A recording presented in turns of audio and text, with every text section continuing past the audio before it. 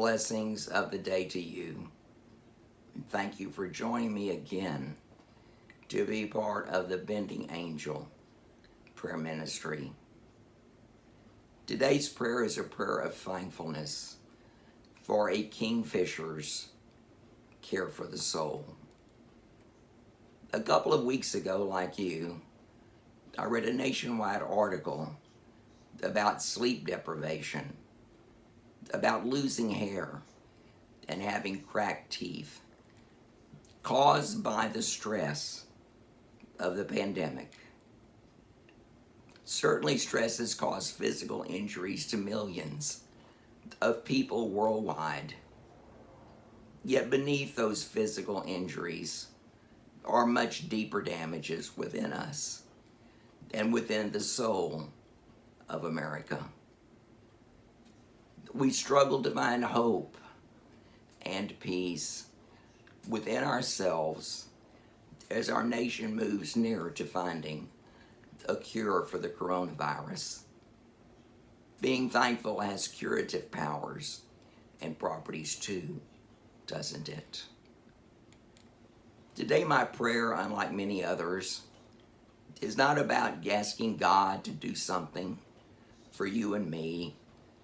We're very good about being petitioners for what we want, but not as good about being thankful. So this prayer is about thanksgiving. Being thankful and grateful is a difficult place to be, isn't it? Especially at this time in history. Things are unbelievably and unexpectedly and profoundly hard. But thankfulness enables each one of us, for you and for me, to see through darkness and find that hope and healing still exist. Each morning I find that hope eating my breakfast as I sit on the patio overlooking Tres Palacios Bay. I look up from my steamy bowl of oatmeal, blueberries and walnuts, which Dorothy, my wife, has prepared for me. And there he sits, a magnificent kingfisher. The kingfisher is perched on the birdhouse the purple martins have migrated away from. Their departure is the kingfisher's gain. He sits on his perch. He sees and surveys his feathered friends. Great blue herons, brown pelicans, flying over the bay, casting their presence like a squadron of B-52 bombers in World War II.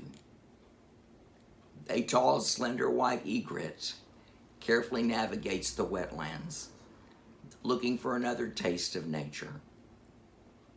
A fast-moving mullet jumps repeatedly down the center of the canal, as if the mullet has someplace to go in a hurry.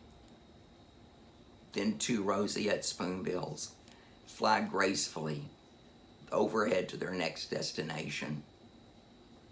Then there's the large flock of seagulls, awkwardly swarming over a school of bait fish just beyond the rock jetties. They catch their feast just as the kingfisher and I both catch a glimpse of all of the salt grass illumined by the rising sun. A pastel of perfection of nature created by God.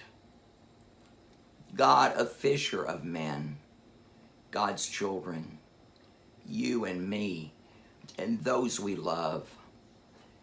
God, a glorious King who bids that we each step out of the dark mess and into the light and into a place of thankfulness for that light and love we find all around us if we just open our eyes, if we just open our hearts. The kingfisher surveys the bay with his sharp eyes. It is as if he is the king of the sea. He watches over a diverse and beautiful feathered wildlife that God has provided him to appreciate, to love and be with in his own feathered way.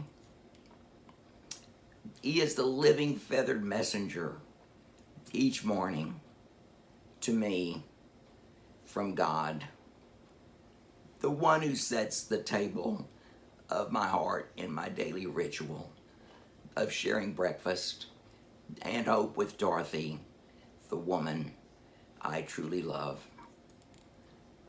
Likewise, God, our King, watches over us from afar. He calls on us to notice him too, and to be thankful in a much different landscape during the pandemic. We find him in us.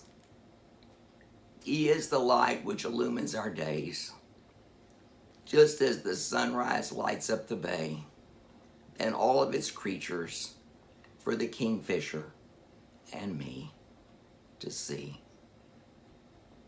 We are made God's own forever with holy water in baptism. So as we pray for a cure, I am thankful for the healing each morning my bowl of oatmeal provides. I remember that the word Emmett, my name, in Old English means mouth of the water. From my mouth comes words of thanks to God for the kingfisher and for the king of us all.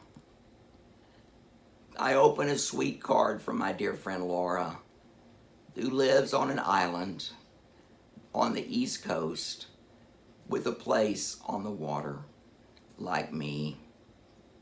She quotes author Isaac Denison. The cure for anything is salt water, sweat, tears, and the sea. God has spoken to us in Scripture about thankfulness and being thankful for the gifts of nature. Revelation 5:13. And I heard every creature in heaven and on earth and under the earth that is in them, saying to him who sits on the throne and to the Lamb, be blessing and honor and glory and might forever and ever. Psalm 30:12, that my glory may sing your praise and not be silent. O Lord my God, I will give thanks to you forever. God, in prayer, let us be thankful for all those living creatures in your kingdom who open our hearts to see the beauty you have given us, as well as the innumerable and exquisite gifts you have bestowed on each of us. God, in prayer, as we find a cure for the coronavirus, may we be healed by our thankfulness and gratitude to you. God, in prayer, may we see glimpses of your heavenly kingdom in all your living messengers, the kingfisher, your other creatures, great and small, our dogs, our cats, our other pets, as well as the beauty which resides in our brothers and in our sisters. Amen. Thank you for joining me today.